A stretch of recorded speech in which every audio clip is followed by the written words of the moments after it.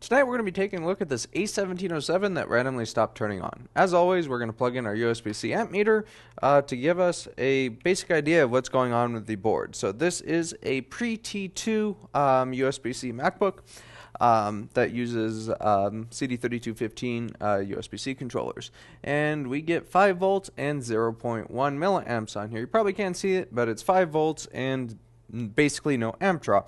So that usually means there's something up with the CD3215, or maybe something is missing that the CD3215 needs to negotiate charger communication. So next step, as always, is let's remove the bottom case and let's have a look at the board. Looking at this device close up, it looks pretty clean. There are some signs of previous disassembly, but there's no diffuse signs of corrosion just by looking at the top side of the board. So let's go ahead and pull the board out and see what's on the other side. Our logic board is out of the machine now. Now it's time to start our investigation and see what's going on with this board. So the first thing I want to do is just a brief visual inspection of all the USB-C controller areas to see if there's any obvious cracked capacitors or corroded chips, anything crazy.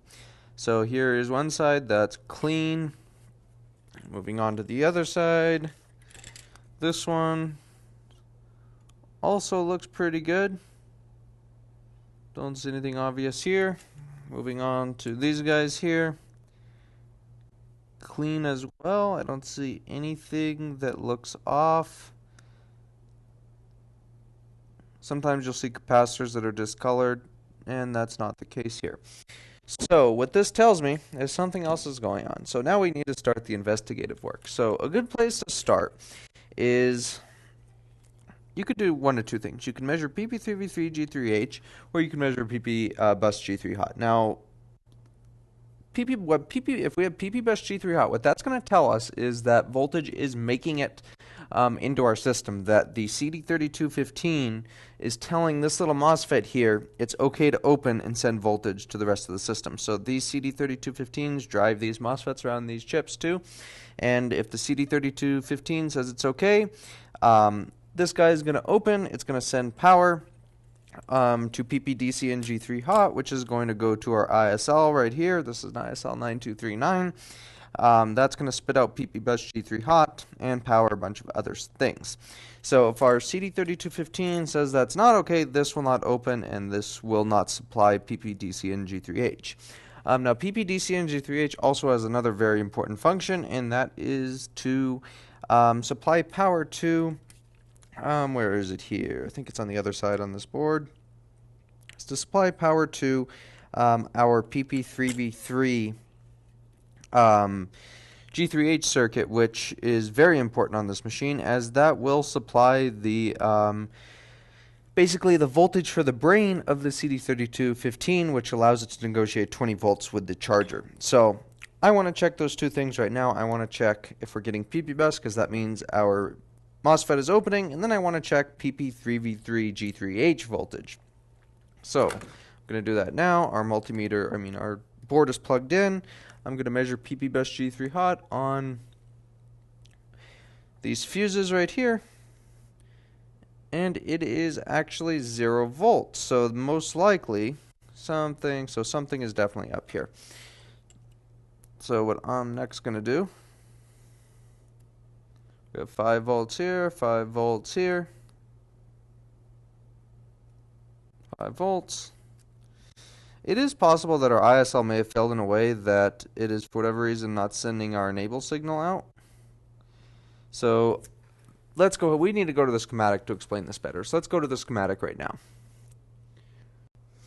Let's start here. This is one of our CD3215 USB-C controllers. We see we have the chip here. We see we have a MOSFET here at the top marked with Q3200. We have our fuse on the left side right here. Just there because obviously if there's a short on DC and G3 hot, it's supposed to protect it. That oftentimes doesn't happen. But we have our voltage into this side of the MOSFET. The CD3215 is going to open this MOSFET at the top here, and it is going to let PPDC and G3H through to the rest of the system. PPDC and G3 hot is going to make a few very important stops along the way. So first up is going to be the ISL 9239. We see at the top here we have something that says from USB-C source. And then we have our ISL9239 here. We're not going to get too into how all of this works, but we can see here that this outputs PP bus G3 hot at the end right here, marked F7000, where these two fuses are. Another very important thing we have on this chip is, let's see here, it's somewhere here. Where is it here? Might be on EN, yeah, right here, PMEN P3V3 G3H. So we're going to pay close attention to that because that's going to be really important in our next talking point here. Next up is this chip marked U6903. Now U6903 is going to be very important for the CD3215s to work. This is going to supply PP3V3 G3 hot. So PP3V3 G3 hot is going to be the brain power for the CD3215s. Now what this rail is going to do is power the little part of the chip that acts as a brain to negotiate charger communications to allow that 20 volts to go through. Also, it's very important for the CD3215s to talk to each other and with the SMC to allow the machine to turn on. When none of that takes place, the machine will not turn on. We see here that we have a chip right here. We see a coil, so it's either a buck converter or a boost converter. We'll figure that out in a minute. But we see we have a chip here. We have something marked SUP, which is going to stand for supply, and we could tell that because we have higher power coming in from USB-C source, PPDCN G3H. Again, right here, it goes to a diode, and then we have PP bus G3 hot again. The purpose of having two inputs is the machine will sometimes be running off of the charger, and the machine will sometimes be running off of the battery.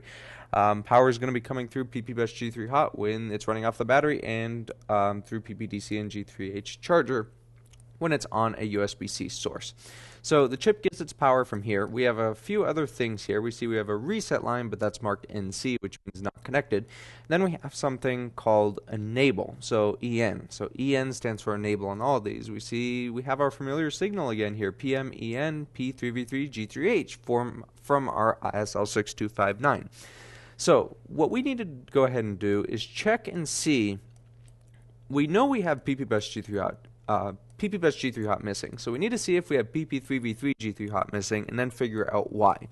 If I have both PP3V3 G3 hot missing and PP bus, I'm probably going to suspect an issue with the ISL9239 as both of those things, well, the enable from this comes from the ISL and PP bus itself comes from the ISL. So we'll go ahead and see if this is missing here right now and then go from there. We can go ahead and measure this on C3200, which is going to be the capacitor on the top to the right of the CD3215 right here. So this guy right here. So PP3V3 G3 hot is going to be 0 volts. So 0 volts means that it's not working. So 3 reasons why a line would be 0 volts would be a short, open line, or the chip is not working properly. So let's rule that out. Let's check for a short real quick. So I'm going to put my meter in continuity mode. You could also use diode mode or resistance mode, whatever you prefer. The line is not shorted. So, or is it? Did we get a false alarm here? Nope. Okay, the line is not shorted, so we know we do not have a short. Now, do we have an open circuit? Possibly, but I would not suspect an open circuit on a board that is not corroded with no history of drop damage. So let's see if our chip is being enabled. So let's go over to the U6903 circuit here. So our U6903 circuit is right here. Looks totally clean, but that really means nothing. So let's go ahead and check and see if, one, we're getting power to the chip, because remember, on that schematic back here, we know we need to have supply, so SUP, and we need to have enable for this to even consider working. So we need to check both supply and enable, and we'll go ahead and check supply on our 6921 right here. We'll find that on our board view in a second, but let's go ahead and check our supply voltage. The diode that we're going to have to check this on is going to be D6902, which is that 3-leg component right there. So I'm going to go ahead and plug in our board again. So I'm going to plug in our board, and I am going to measure supply voltage and then enable. So our enable resistor is going to be this guy right here. It looks like it might have a little bit of something around it, but that looks kind of irrelevant. So that's our enable resistor, and this is our 2 inputs. We have one from DCN, we have one from PP bus, and I'm going to check them both. So on this side, and I just put my meter in diode mode. That's not the smartest thing to do. Don't do that. Always check your meter modes. Anyway, back to voltage mode. And on this side we have 0 volts, probably PP bus side. And on this side we have 5 volts, so that's going to be our USB-C voltage. You may think, well, why are you not getting 20 volts there? Because USB-C. Well, our USB-C ammeter is only showing 5 volts. That's all we're going to get. So it's making it to the diode. Let's see if it's making it out of the diode. And it is. So we have 5 volts here. 5 volts is making it to this guy. Now let's check the enable. And the enable is 0 volts. 0 volts is too low for enable to be present. So we have a problem here. Now, what I can conclude is that one, our enable comes from this guy right here, ISL9239. So our enable comes from this, and PP bus comes from this, and both of them are missing. So chances are I probably have an issue with this chip, and I could go ahead and empirically replace it to see if it works. So let's go ahead and do that now. I'm going to get a little bit of flux on this chip. This is not a liquid damage board, so I'm going to be conservative with how much flux I use. We only really need a little bit. Just put a little bit there on removal, just to help it to come off a little bit easier. It's not really that important to add flux on removal, but it does help.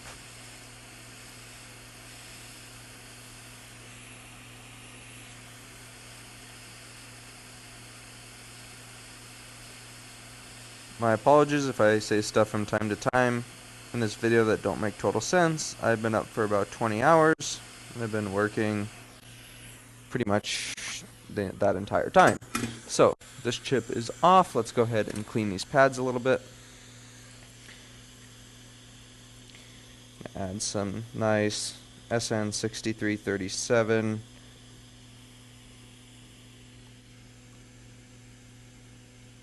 solder in here to make wicking easier.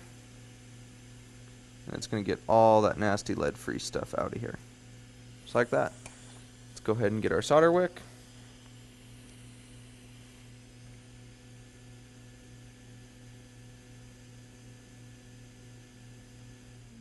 I want nice flat pads.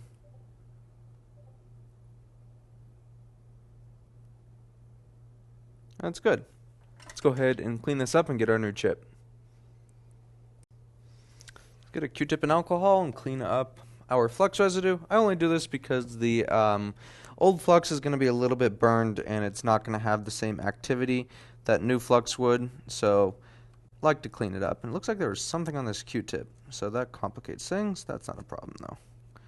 We'll clean that up nicely and it will not have an issue. It looks like that was a little bit of solder paste. Again, that's once we heat this when putting the new chip on, that's not going to be a problem. It looks like all of it's gone anyway, so no worries there. Let's go ahead and get a little bit of flux on this. So this is a small BGA, and I don't want to ultrasonically clean this board, so I'm not going to use a lot of flux. With BGA, we don't want to use too much. We only need a little bit just to kind of keep those pads free of oxidation when we're soldering this. We do want to make sure every pad is covered. But I don't want a big glob on this because, one, with BGA, they tend to float away. And again, too much flux is not good if you're not ultrasonically cleaning a board, because flux, this is technically a no clean flux, but what flux likes to do over time is absorb moisture, or condensation will collect on the little beads of flux, and that leads to corrosion, and that's not good. Some fluxes also will cause, even no clean fluxes, Amtech 559, 213, all of these will do this. They will induce a little bit of voltage leakage in some circuits, and that's obviously a problem because we don't want voltage leakage in our circuits. Looks like our pin 1 is going to be in the bottom corner, so I'm going to adjust this. This is a brand new chip from the reel.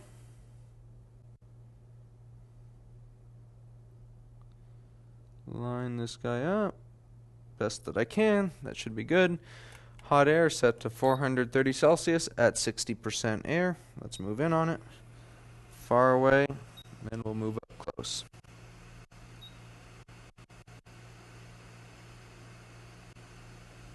I did notice on this little resistor here too, I depleted some of its solder, so we'll be sure to touch that up.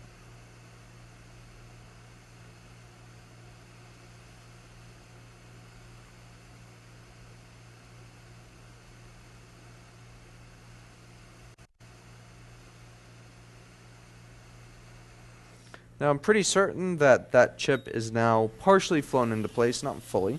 So now what I'm going to do is add just a tad bit more flux under that, and I'm going to move in with higher pressure air to fully flow it into place. And there we go, that's what I like to see.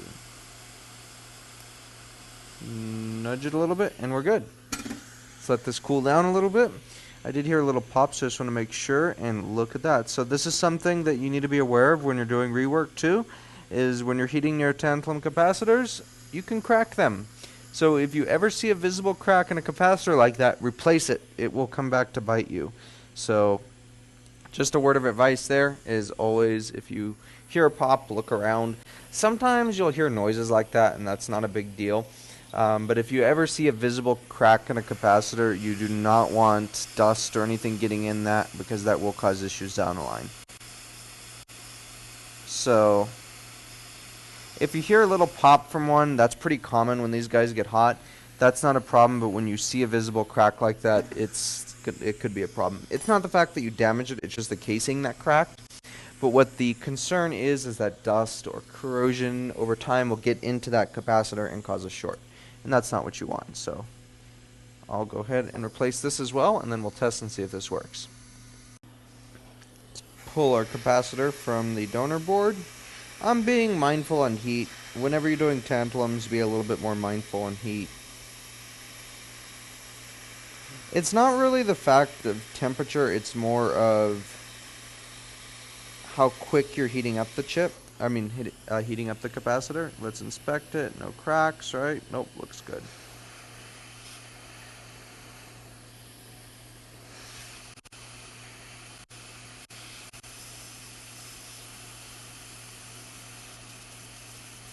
One side is melted, melt on this side, come on, and we're good. A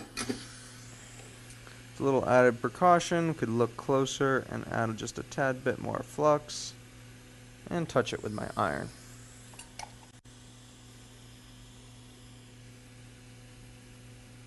Now that is lead free, so I'm going to switch over to my lead free solder here if I add any, because I don't really want, it's not really a big deal to create an alloy like that, but I'll sometimes mix them, sometimes I won't. This is ground, so we're going to have to go up in our temperature. If you make an alloy from a lead-free solder, like under a chip or something, it's almost never going to cause an issue, but mixed leaded and lead-free is a little bit more brittle. And lead-free is a pain to work with, as you can see here. This is why I don't recommend people use lead-free, because look at this. I'm trying to solder on it, and it doesn't work. So this is a reel of lead-free solder sold by a popular website in the repair industry, and I'm seeing a lot of people buy this stuff, and people think they can't solder when in reality they can solder just fine. It's just that lead-free is a pain to deal with, and because we can never it's really hard to get a nice joint just due to the characteristics of the material. Now, I know I just talked about alloys, but watch what happens if I get a little bit of leaded solder in here. Look at that, much easier. So I recommend you do not use lead-free, use SN6337. Now, if you're a manufacturer, you can't do that, but repair, you'll be fine. So let's clean this up, Q-tip and alcohol.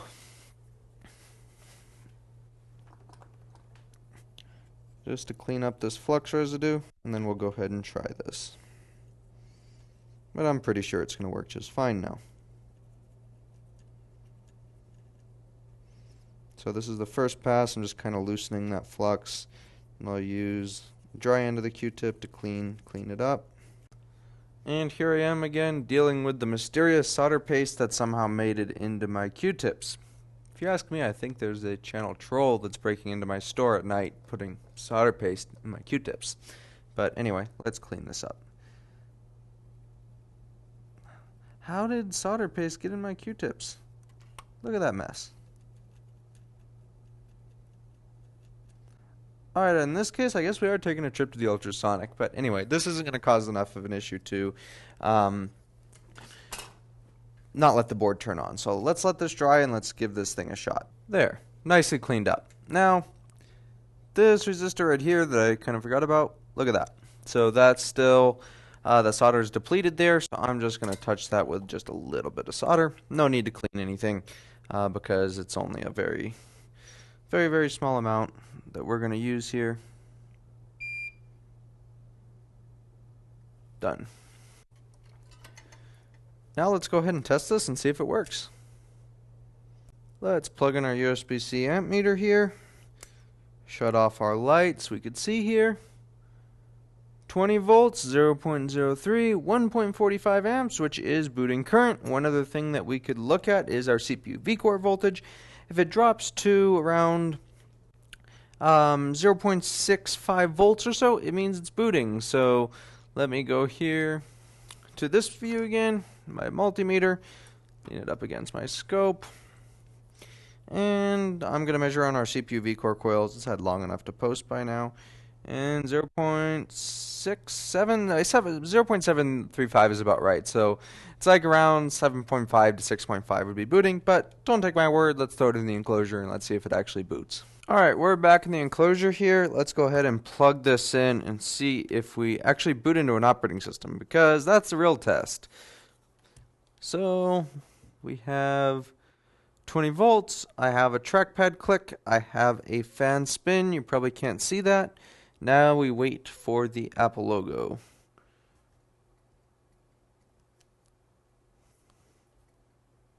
My charger disconnected there, so we'll give it a second. Apple logo, now let's wait for it to boot fully.